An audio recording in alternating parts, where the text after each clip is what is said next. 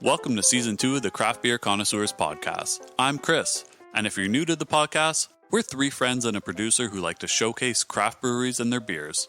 Also, we like to end every episode with a short conversation on a variety of different topics. If you're not new to the podcast, welcome back. We'll keep things similar to Season 1. After all, if it isn't broke, then don't fix it. Whether you're new or returning, please feel free to listen to all of our Season 1 content. And remember to follow us on Instagram at Craft Beer Cons, send a friend request on Untapped, or subscribe on YouTube at Craft Beer Connoisseurs. Also, drop a comment, like, and subscribe on Apple Podcasts, Google Podcasts, Spotify, or wherever you listen to your podcasts. Now for today's episode. Welcome to Craft Beer Connoisseurs. I'm Chris. I'm Tyler. And I'm Brett. And along with us today is producer Scott. Ah, Scott. And Hey, Scotty Scotty. doesn't know what he's getting into today. Let me tell you that. It's true. So in today's episode, we're going to be reviewing Clifford Brewing Company, which is in Hamilton, Ontario. Yeah, not the new Big Red Dog movie. We are, as always, we're having two beers. The first is their flagship, which is the Porter, also the same name. Mm-hmm. And the second one is called Spider Palace, which is one of their new releases, and it's a white stout. Nice. Interesting. Yeah, and to finish up the episode today, we're going to share our favorite children's books when we were growing up. So stay tuned for that.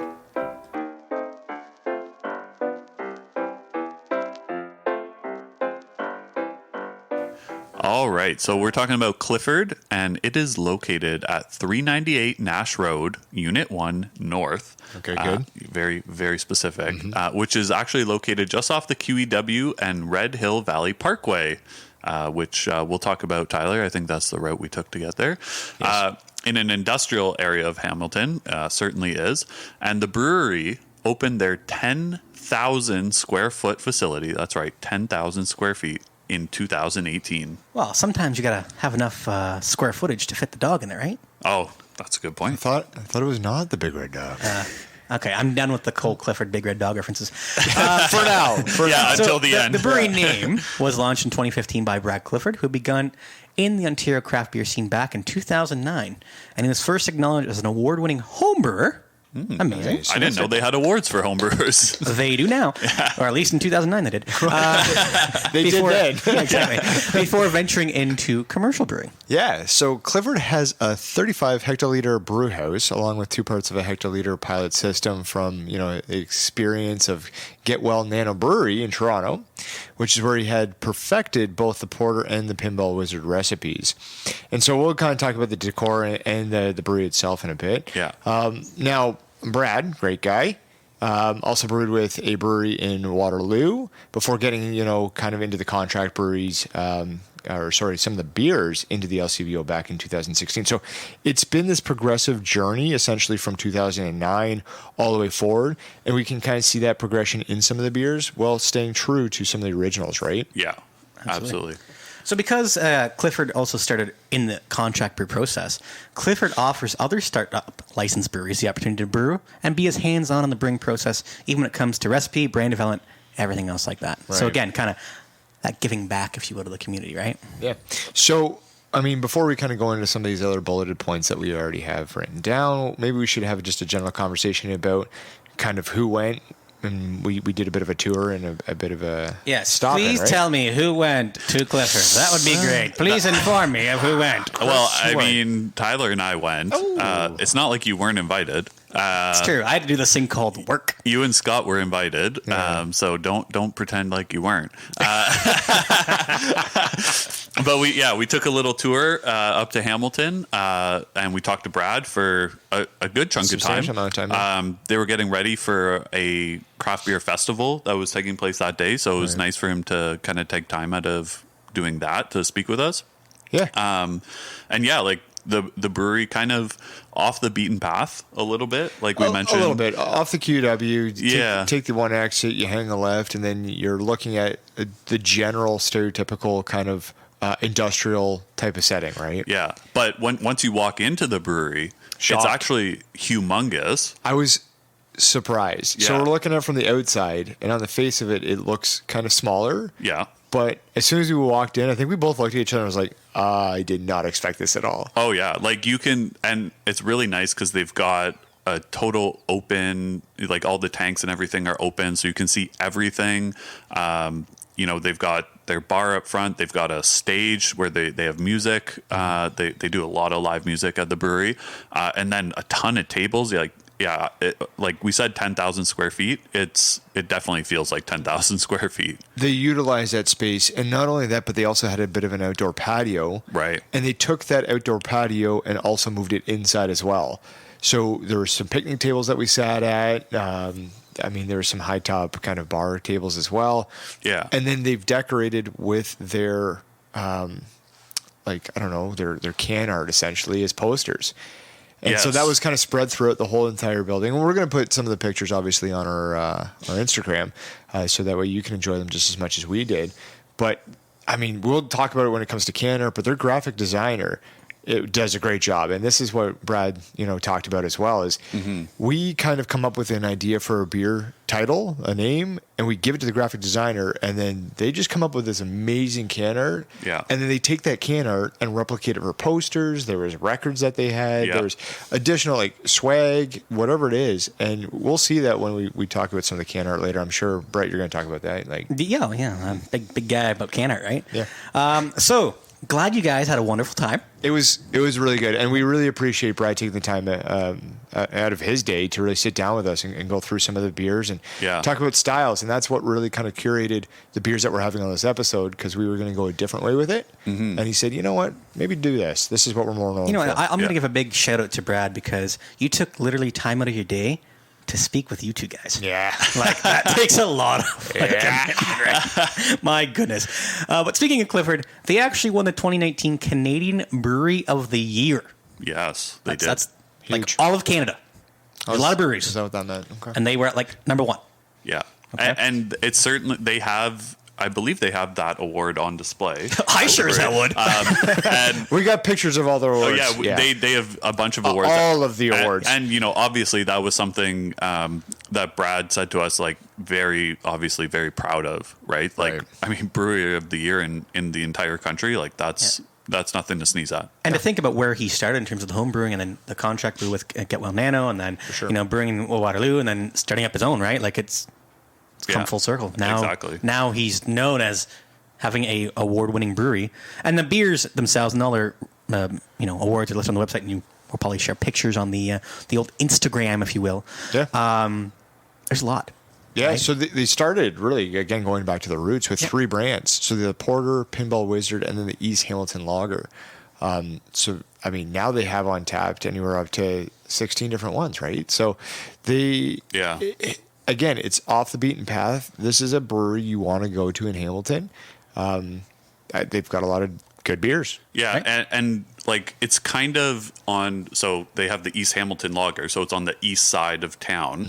And what Brad was kind of explaining is they make beers that kind of cater to the type of people that live in that area. The demographic there. Yeah, so they do a lot of darker beers like porters and stouts, which we're going to have on the episode, but also a lot of lagers, because that's what, people in that area, he's heard from them, that's what they enjoy. So he's brewing it for them. You got to brew to the masses instead of what you like. Right? Well, Exactly. and that's just it. And that's what he said, right? Being more of an industrial kind of environment. Yeah. You got more blue collar workers that are used to your traditional kind of Bud Lights, Coors. So let's do some light lagers and bring that crowd in. And it's worked out really well. You're not going to see many hazy IPAs from them or sours, right? Sure. Yeah. So on Untappd, they have 66 current list of beers that they've made. So some of the highest ratings with more than 100 ratings, because you can't really judge it based on 3 ratings. The Imperial Porter, and they're known for the Porter, but the Imperial Porter, look at that, it's a little top notch. Yeah. 3.91. Double Wide, which was actually a double IPA. So maybe that one was a little bit off the beaten path, 3.9. And then the Bourbon Barrel Aged Porter at a 3.89. Nice. So obviously he's taken that porter recipe and he's, played around with it a little bit, right? So we should really talk about the beers we've had. Yeah. Looks like you guys did a bit of market research last night. In terms of developing a real palate for Clifford. So I have had 5 of them. So I've had the Artificial Paradise, Marigold, the Chain Link Lager, and I'll get into that. We were talking about the graphic design earlier. The Chain Link Lager, if you've got a chance to pick it up from the brewery or the LCBO, because I know it's in a few of them. It's got a weird vibe to it, almost.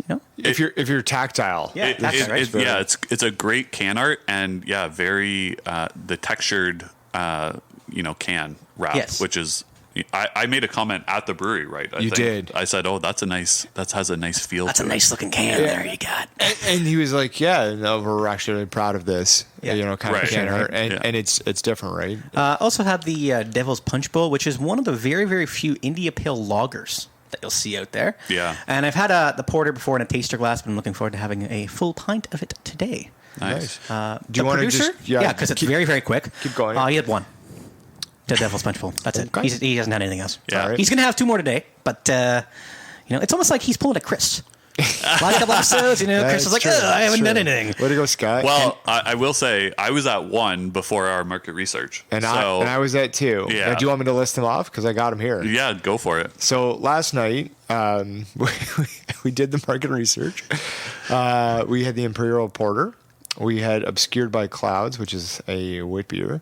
We had the Chain Link Lager, which Brett was talking about earlier on with the tactile kind of can. Yeah. The Crusher Light Lager. You're going to see a trend in this.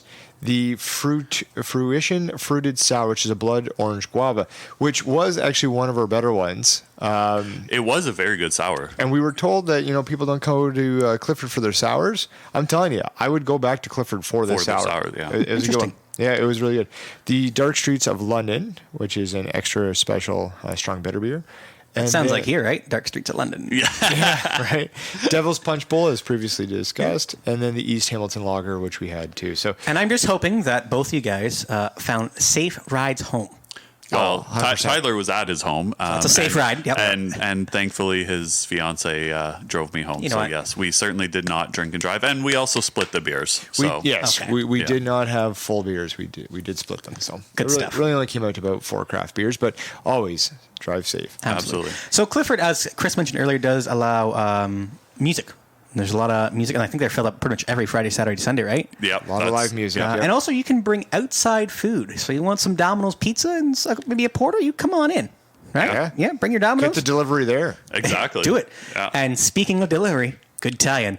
There's a minimum $40 fee for free delivery within the Hamilton area and $15 flat shipping across Ontario with absolutely no minimum purchase.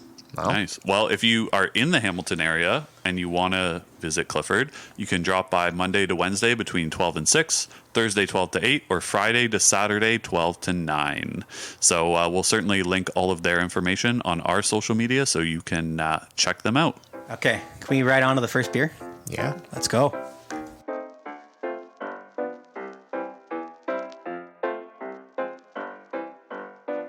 All right, we've cleared the big red dog out of the room, and we are back. Emily Elizabeth is going to be real happy about that. Yeah, I know, right? So big thanks to Brad at Thanks, Clifford. Brad. He's the guy. The guy. Who owns the brewery. Thanks for coordinating us to have the beers on the episode today and the sit-down chat. Really appreciate it. So the first beer we're going It's to kind have of a today. stand-up chat.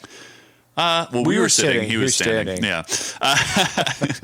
You're so technical. I know. So the first beer we're having today, as we mentioned, is their porter, which is called the Porter. Oh. And it's a 5.9% ABV with 38 IBUs. Yeah, so this beer is noted as being rich and not too roasty, with a very pleasant mix of milk and dark chocolate notes against, kind of like a raisiny backdrop.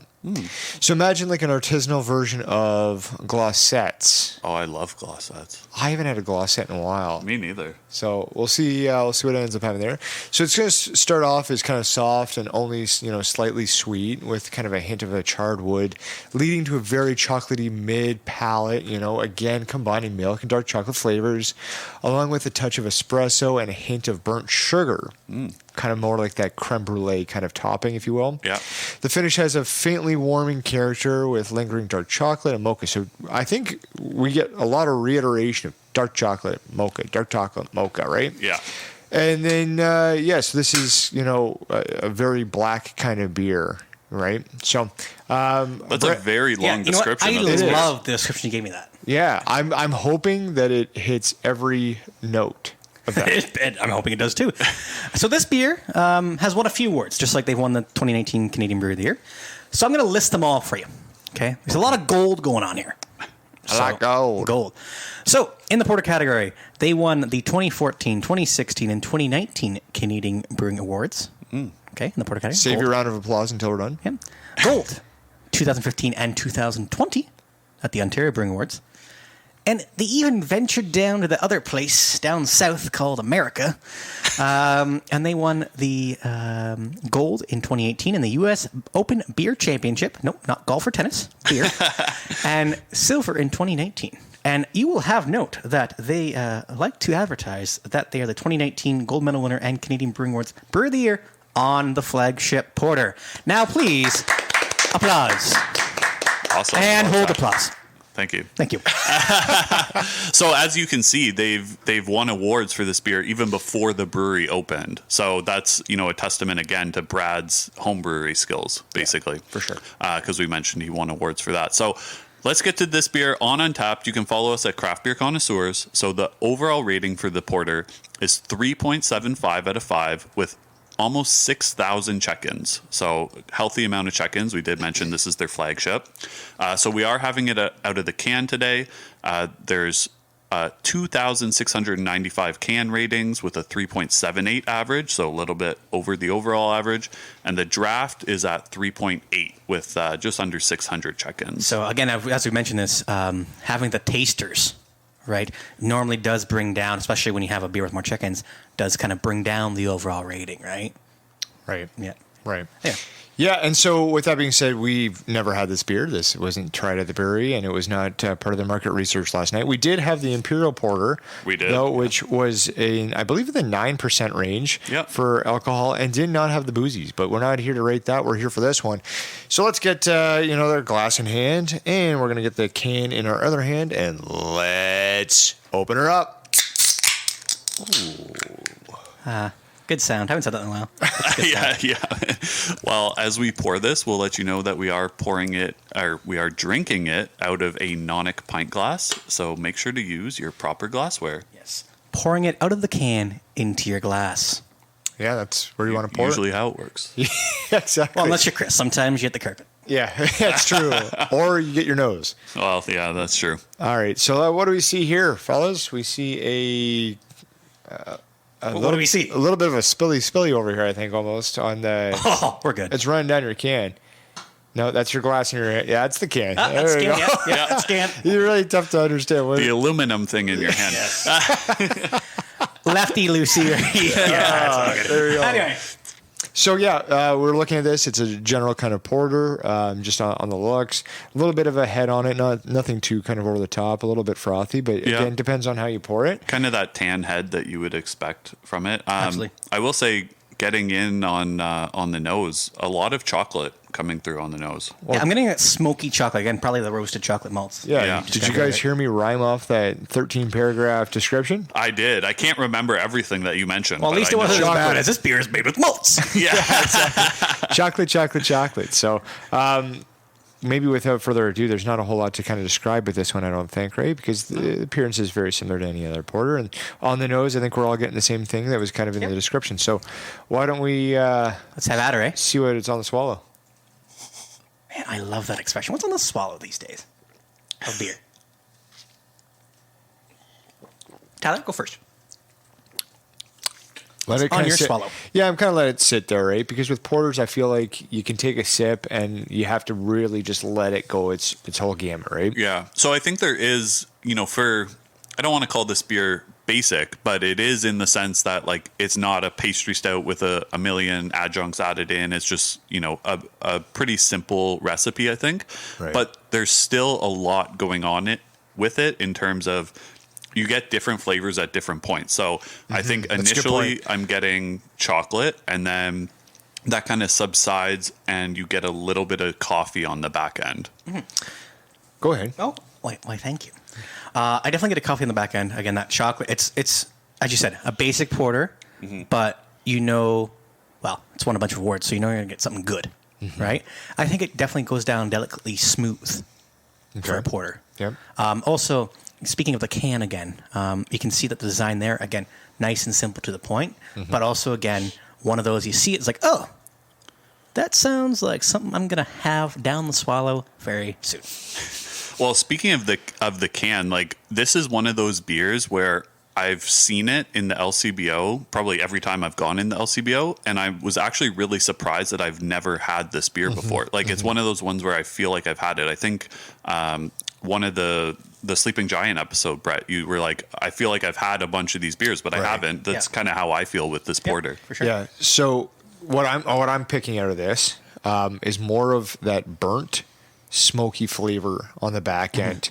Yeah. And I think that kind of goes through is like there's an evolution of flavors from beginning to end. Yeah, there is bitterness in this beer, which is coming from, like you said, kind of like a burnt malt almost, basically. That smokiness, though, sometimes with porters and stouts, you get that smokiness to overpower.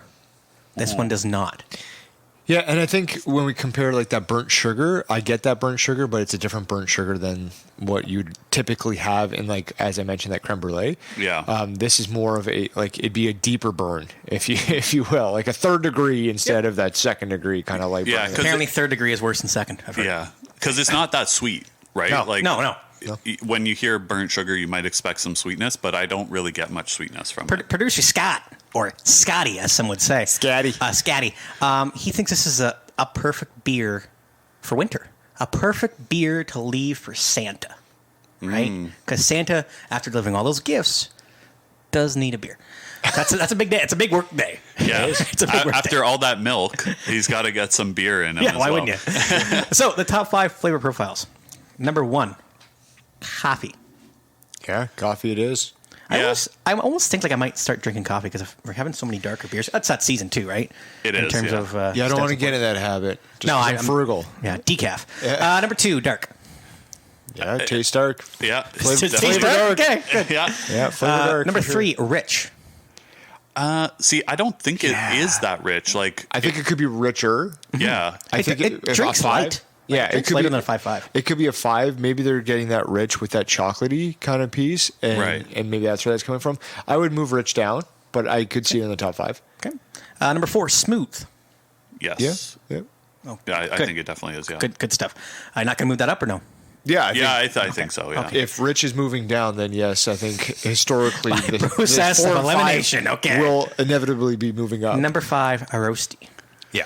Yeah, it's roasty, but I'm surprised that chocolate isn't in here. Like, I would add Right. chocolate somewhere, maybe as the Yeah, I would 4th too. or 5th, but Just yeah. take rich right off the list and put chocolate in. Yeah, I think so. I Okay. think so. All right. Well, why don't we see what other people on Untapped kind of feel about this beer? Okay, so I have the first one, and this one is from Connor, and his handle is Miller Lite Maniac. Wow, and Big he's craft drinking beer a guy. porter. Yeah, Big craft beer Yeah, guy. drinking porter. November 8th stated, actually a great beer, nice coffee flavored porter, and not too strong. Also, the Steelers are at 14 points on the Bears. Today is a good day, and I'm pretty sure, as I'm going to say, the Bears are who we thought they were, and the Steelers did not let them off the hook. Anyway, he gave the beer a 3.5 out of 5. Well, Nice. one thing about Connor, unfortunate that he's a Steelers fan, but I'm happy that he's cheering against the Bears. Yeah, I'm same with that. Yeah. I echo that. I've got the second one. So I've got Dave D, and the handle is Dave Diviak on November 9th. A great porter, nice coffee flavored brew. Really enjoyed it and give it a 4 out of 5. Thanks, Dave. Yeah, nice. Good So job, Dave. I guess that's where I kind of come in now, and I get to start with our ratings. I'm a little bit kind of between two, just because of where it started and where it's at, and the evolution of the taste. Did it get better or worse? It got better, but it didn't start out bad to begin with Yeah, either. yeah. Right. I'm going to come in with a 4 on this one. I'm going to give it a 4. It's a very as it is kind of beer. It says what it is, and it is an award winning. So you know what, 4 it is. Yeah, so I'm actually going to go with a 4 as well. I think porters are. It's hard to kind of distinguish yourself with a porter. I think Clifford's done a good job of making this kind of unique. So yeah, I can understand why they've won so many awards with this. That's a great point. Yeah. Yeah. The guy was probably going to pick up some Clifford Porters if you heard the noise in the background. Yeah. I don't even have picked it up, to be honest. Oh, maybe. We'll see. We'll see. For me, again, great porter. Basic, simple, exactly what you want. I'm going to give it a 4 as well. Producer Scott, a little bit lower than me, to 3.75. Breaking the trend. I know. Look at Scott.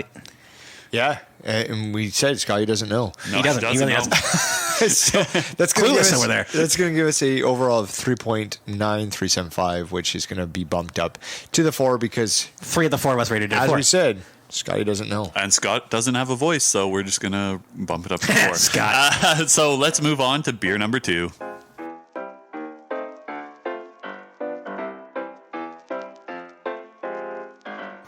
We are back. Yes, we are.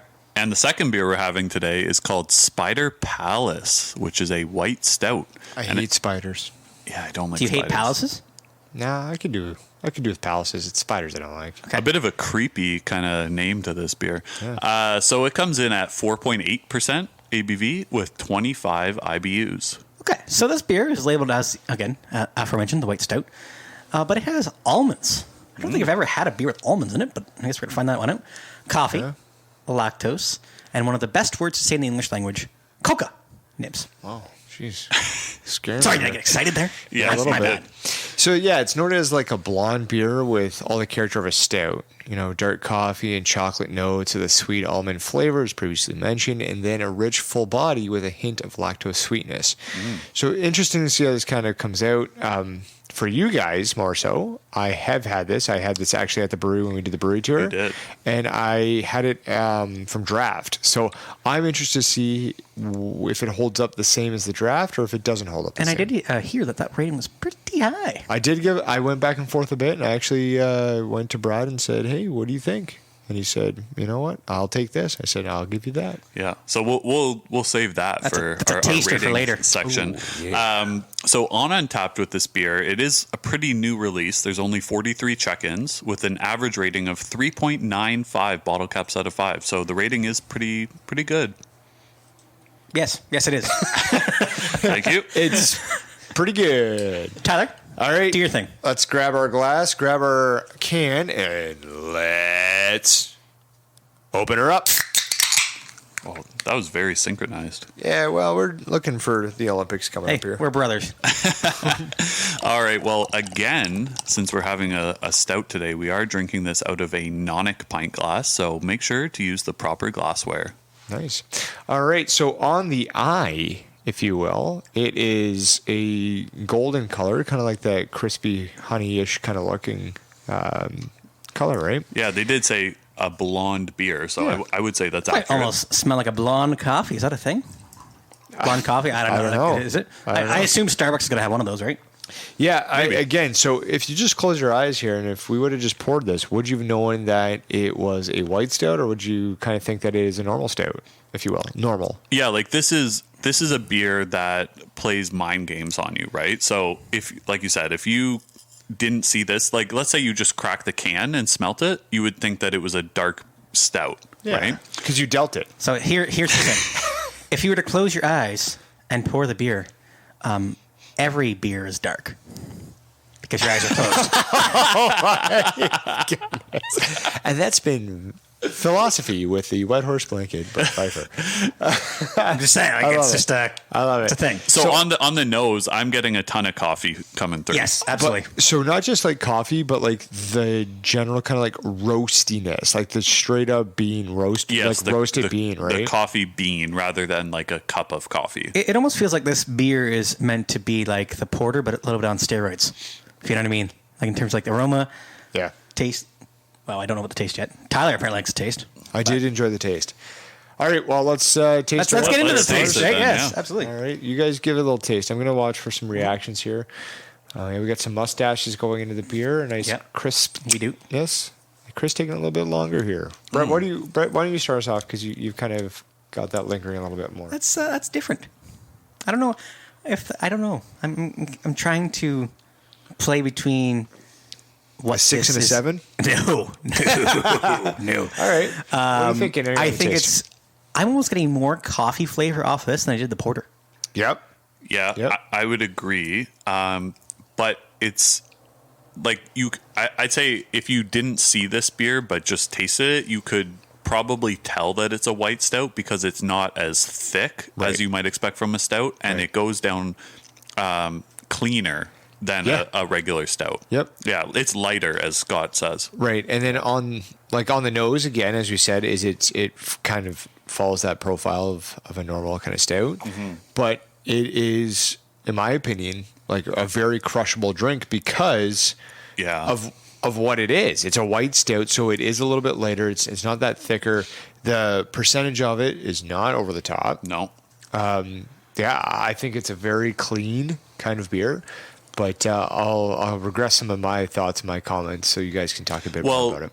And I think we talked about this quite a bit in our first season, maybe not so much in the second season, but this is almost like an introduction to stouts. If you're kind of maybe a little afraid to get into even the porter that we had, probably try this first as almost like a introduction, right? I don't know. I'm having a different experience than I think you guys are. Okay. Yeah? I almost feel like it's a mixture of the porter and a fruity lager. And Yeah, you are having a different experience. yeah, I don't know. I don't know about, maybe it's just the almonds. I hate almonds personally, and yeah, this is. Yeah, I'm not picking up any almonds, really. This is a bit of a different experience for me, I think. Maybe now that you mention it, I can maybe get a bit of almond on the back end of the swallow. But I think maybe your eyes are kind of playing the trick on you, right? When you think of lager, because it looks like a lager. Oh, you know, yeah, I right? totally get it. It looks like a lager. It's just, Yeah. I don't know, the taste, and I'm not feeling it. Well, yeah, Okay. you're totally entitled to your opinion. For I get sure. what they're going for, I but- do think so. For I think full transparency, 'cause it's more of 'Cause a it's transparent see-through, stout. Yeah, you get that. Off the draft, I will have a higher rating than the canned.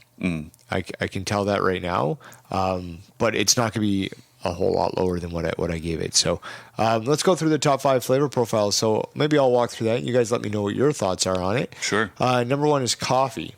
Yep. Yeah, that's definitely number one. That's numero uno. All right. Smooth. Yes, I'd say it's a smooth beer for sure. Okay.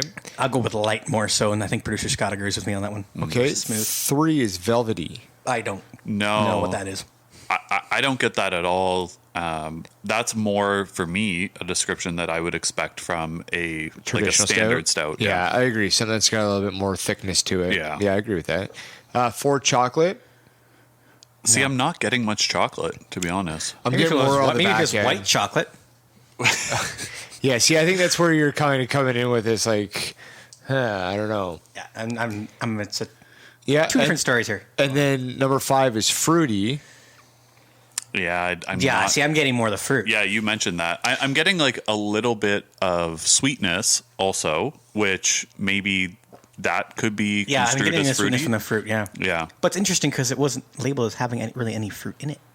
No, that's why I'm surprised to kind of see it there, and that that's where your like palate's kind of gone is to the fruitiness, because I don't pick any of that up. I think there's predominantly the flavors of like coffee would overwhelm any kind of like fruitiness flavor, anyways. So I'm kind of surprised that you're getting any of that kind Yeah. of push through.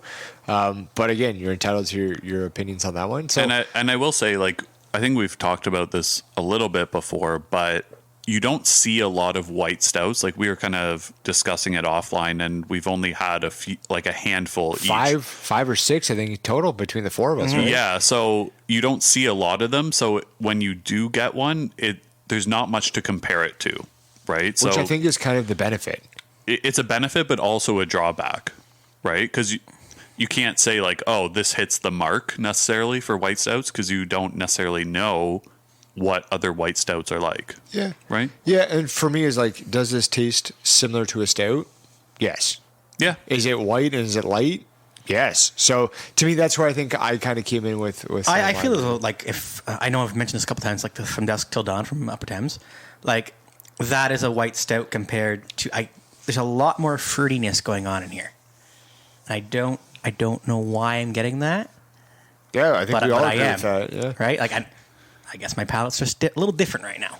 Yeah. But- Sure.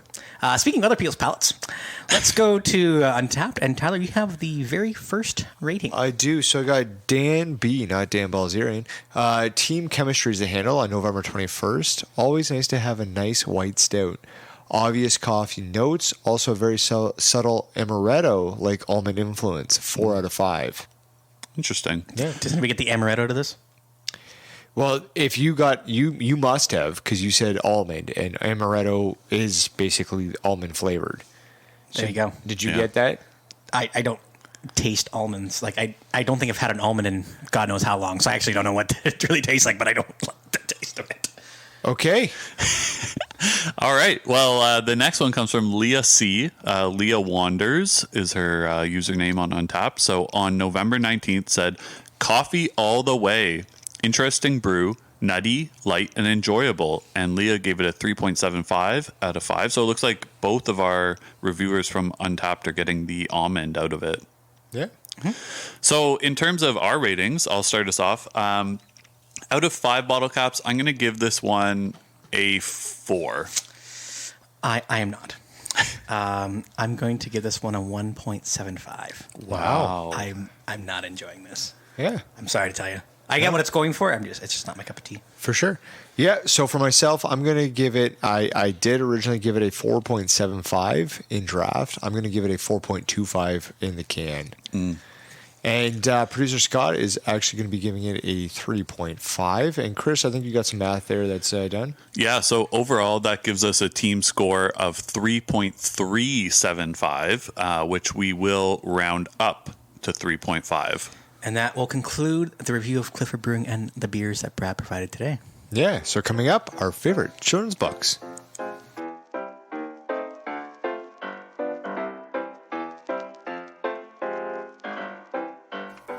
All right, so we're back for our theme conversation. And yeah, applause. So Hold applause. this episode is called Not the Big Red Dog, of course, which alludes to the Clifford the Big Red Dog children's books. And movie. Yes, and TV recently released movie. And TV series. Hey, and producer Scott was very nice. Took his niece through it. I think he really enjoyed it. What a nice guy. I think he enjoyed it more than she did. Oh, probably. That sounds right. Yeah. Big heart. So, we basically thought that why don't we share some memories, go down memory lane of what our favorite books were when we were growing up. So, I want to lead this one first, Chris? Yeah. What do you want to do here? So, first we'll talk about any specific titles of books you remember enjoying. So, I don't have a great memory Of your childhood or what? Well, Good start. Let me rephrase that. Not that I didn't have a good childhood. I just don't have a good memory in terms of going back that far. But I know for sure I definitely had kind of the classics. So you think about, The Hungry Caterpillar. Recently I was at my parents' house and my daughter found this book called Sam's Sandwich. And I totally remember it. And it's about this brother and sister, and the brother's making a sandwich and putting like bugs in it. It's really cool. That was just when your sandwich that you just had, right? Yeah, exactly. Yeah, I had a spider and everything in it, my spider palace. But yeah, so those are a couple that I remember. What about you guys? For me, Franklin. Like, let's be serious. Franklin goes to school. Franklin goes down the river. Franklin tries his first craft beer. All the way. That was my favorite one too. Yeah. Franklin tries an hazy IPA. Berenstain Bears, obviously. Yeah. Is it Bernstein Bears or Berenstain? Apparently, there's a lot of controversy over it. Yes. Also, the Magic Treehouse books. You guys remember that? Oh, I kind of Yeah. do. Yeah, they had like 40-something of those. Yeah. I mean, that was, you read the whole series. That was maybe a little bit older to my child, like 10, 11 versus like 5 and 6. Right. Yeah. I mean, it's still your childhood. apparently, I yes. classify that. And also, any Robert Munch books. Yeah, exactly. And actually, I know the news just came out about Robert Munch a couple of weeks ago, right? Yep. So a fun fact about Robert Munch, besides the other things he was doing earlier in his life, my wife's friend is his dental hygienist. Okay, so she actually has. And Sounds like a privacy breach to me. Anyway, Super fun fact. Here we go. She is having a baby shortly, and when he was in there last time, signed a bunch of books for her. Oh, that's nice. So I thought that was very nice. That is very nice, and it's too bad what he's going through too. So, Yeah. To kind of dovetail off that Robert Munch piece as well. The number one that comes to mind is the Love You Forever book. Yes. And I think We have that, yeah. every one of us had that, maybe. We have 4 copies We have for my 3. daughter. Yeah. So I'm glad you have one more than I do. I'm sure we'll get that 4th one shortly. So it seems like the traditional kind of thing. Growing up, I didn't read a whole lot of books. I still don't read a whole lot of books. I'm more into bylaws and legislation, but a little bit different. The one thing was Matt Christopher as a novel. I don't know if you guys read any of the Matt Christopher novels. Are those the ones that were on hockey and things like that? Listen to that. Or maybe firefighting? Yeah, it's a busy time out here. Yeah, they were. They were all sports related. Yeah, okay. So I remember those a couple of I times. Stole Home and this guy hit a home run and touchdown. Matt Christopher, great books. For sports that makes fan. me the hockey sweater, the Maurice Richard story. Oh, the Yes. hockey sweater, yeah. That's a good story. Yeah. That's a good one. That's a good For any one. Habs fans out there. Yeah, too bad, right? Yeah, it sucks to be you. Chris, what do you got for scat? For what? Scat. Scott. Producer Scat. Oh, Yeah, Scott. he's over there. Scat. Sorry, I wasn't You're looking at him, for familiar God's with sake. that lingo. So, yeah, Scott's kind of coming in with some of the same stuff. Clifford, appropriate for the episode. Franklin, Berenstain Bears. Little Critter, that's a good one. I Spy, those are good books. And then Screech Owls. Oh, yeah, Yeah. Screech Owls. Yeah. Yeah. I'm not familiar with that one, but Oh, look it up. Yeah. You're going to get familiar with it real quick. Speaking of kind of maybe older childhood, I'll mention also I wasn't a huge reader either, which R.L. Stein? my mom, when she was working, was a librarian, so it kind of Brought home all the What? Mary Kate and Ashley Yeah. books for Chris. no. So I was a big Harry Potter fan, so okay. read all those series, and then you mentioned R.L. Stein, the Goosebumps. Goosebumps, yeah. So those are kind of the 2 novel books that I read. Yeah. And one thing I did want to touch on is growing up in Stratford. Obviously, we have a big William Shakespeare, all the plays kind of Yes. influence. There was a teacher, so in my grade 2 class, we learned Shakespeare. We were lucky because I went to Hamlet Public School and we learned from the teacher there. But she did a series. Who else would you learn from? What was the teacher there? Yeah, so anybody really. Yeah, I guess so. I learned from you what not to do. Not wrong there. So Speaking of somebody who used to work at Hamlet for a bit, yeah. there you go. Yeah, my grade 2 teacher Lois Burdett, she created a children's book series on Shakespeare. So we learned Shakespeare in grade 2 through some of these books that she created, which she also had the kids. It was kind of child labor, but you can find these on Amazon. Lois Burdett, A Midsummer Night's Dream, Twelfth Night, all of those, and all the images in the book were created from the kids in the class. So she used the images, and then it's just very condensed versions of it, but it's very Are you getting royalties from that? Or? I was going to say, are any of your images in that or what? She is. So that's one thing to look at is Lois Burdett on Amazon, and you can definitely check those out. Oh, producer Scott just chiming in here with the Hardy Boys. Oh, Not back. Not way Matt back. and Jeff, the wrestler guys, just like the actual book itself. Yeah, there you go. All right. Well, we kind of touch a little bit on authors, but were there any kind of specific authors you enjoyed reading? Obviously, we mentioned Robert Munch.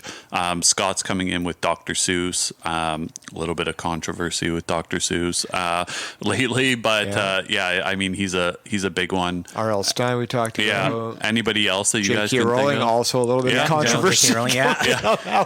Seems to be all the children's authors and some things going on there. Don't know what it is, right? Sure. Now, I guess maybe the big question here is, Chris, Brett, Yes, you have children. we do. And- One child each. Yes. Yes, one child each. Yes, but as a group, collective, you we have children, Yes. Yeah. Scott and I said, nah, thanks. Yet. so Not far, yet. yeah. Yet. What kind of children's books do you have for your children? Chris, you want to take this one or no? Yeah, sure. I'll go first. So right now, my daughter is really into. Scott actually mentioned the Little Critter books. It's really It's just the way that you said He's really that. into Scott. No, Little Critter books.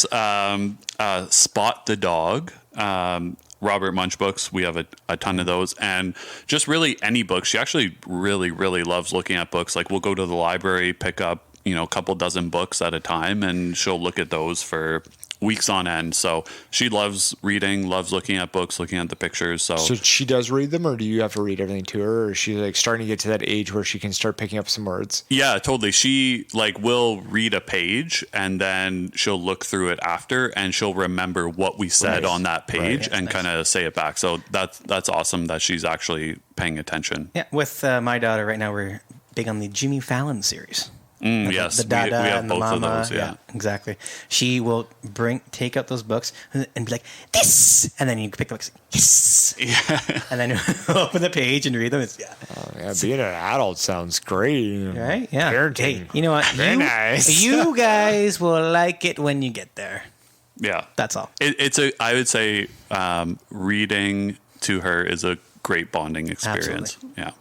And it's a great, kind of tradition because we do it before bed, before naps, that sort of thing. So as we kind of come into December here, as we're here, yeah.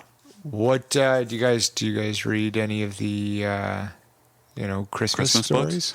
As tradition, we do have a copy of The Night Before Christmas that we do read on the night before Christmas, and I think we have a Rudolph book also. But other maybe than the that, Red-Nosed Reindeer. Yes, that one. Could be the Rudolph one. Could be that one. All right. Well, why don't we kind of wrap this up? Maybe if you guys have any, children's books that you remember from your childhood, let us know through our Instagram.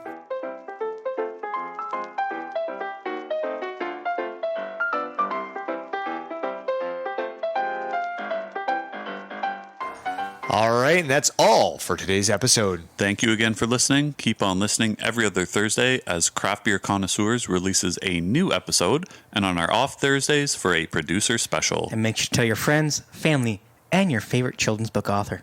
So from all of us, and producer Scott, I'm Tyler. I'm Brett. And I'm Chris, and together we're the Craft Beer Connoisseurs.